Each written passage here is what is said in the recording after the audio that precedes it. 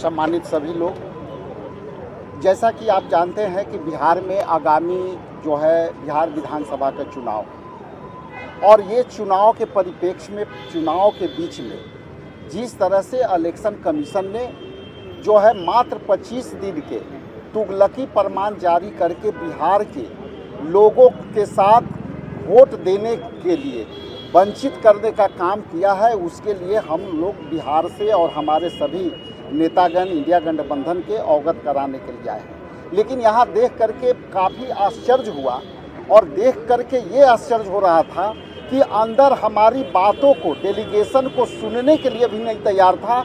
हम लोग आधा घंटा 45 मिनट डेलीगेशन अंदर जाने के लिए हम संघर्ष करते रहे। तो इसलिए उसी समय मुझे ये जो है महसूस हो रहा था कि शायद अंदर जाकर के हम बिहार के मतदाताओं के लिए जो बाबा साहेब भीमराव अंबेडकर जी के जो दिए हुए संविधान में अधिकार है, जो हर व्यक्ति को एक वोट देना है, उनके अधिकार छीने जाएंगे। जिस तरह से इलेक्शन कमीशन का जो रवैया है, केवल वो अपनी बातें समझा रहे थे कि जो है इसको फॉर्म कैसे भरना है, कितना दिन में प्रक्रिया पूरा करना है।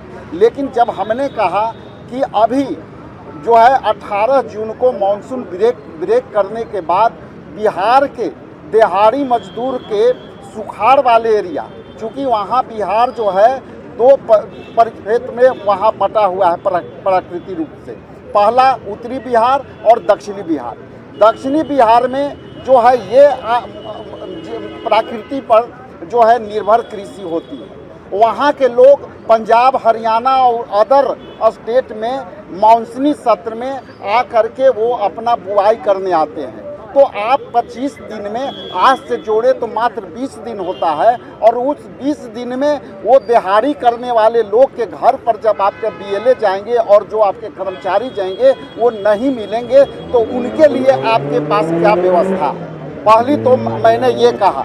दूसरा जो है ये बातें है कि जब प्राकृतिक आपदा में अभी बाढ़ आने वाली है, सभी नदियां उफान पर जो है शुरू हो गई है, तो वैसे हालत में उत्तरी बिहार के जो लोग हैं 70 से 90% लोग बाढ़ से प्रभावित रहते हैं। और उनकी जो प्रभाव से जो पानी जब जाते हैं, उनके कटाव से उनकी प्रकृति जहाँ रहते हैं उनकी प्राकृतिक घर भी कट जाते हैं, और बाद में वो बाढ़ के पानी घटते हैं तो वहाँ पे उनकी अपनी मकानों का अस्तित्व भी खत्म हो जाता है। तो वैसे लोगों के लिए जब आप डॉक्यूमेंटेशन मांगते हैं तो वैसे लोग कैसे आप प्रूफ करेंगे?